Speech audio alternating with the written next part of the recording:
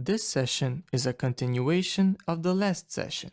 In this tutorial, we will cover topics such as name resolution, DMZ architecture, and monitoring and threat detection. What is DNS? So, DNS stands for Domain Name Server, and it is a secure name resolution that is a requirement for all cloud-hosted services. It compromise of the name resolution function can lead to an attacker redirecting requests from your sites to an attacker's site. Azure provides a highly available and performant external DNS solution in the form of Azure DNS. It allows the host domain in Azure using the same credentials, APIs, tools, and billing as your other Azure services. What is DMZ? DMZ stands for Demilitarized Zone. You can create a buffer zone between the internet and their services. It is a low security zone and no high value assets are placed in that network segment.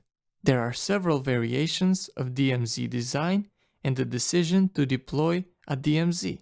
And then what type of DMZ to use if you decide to use one is based on your network security requirements.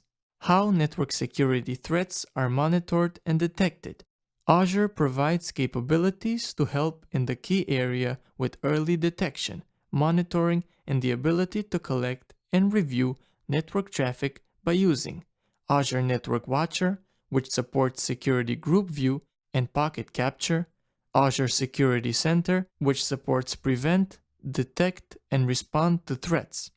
Azure also provides increased visibility into and control over the security of Azure resources and integrated security monitoring and policy management across your Azure subscriptions, helps detect threats and might otherwise go unnoticed, and works with a large set of security solutions.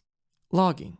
Logging plays an important part here. The log information obtained from network security groups to get network level logging information gets information from activity logs, which is used to view all operations submitted to Azure subscriptions.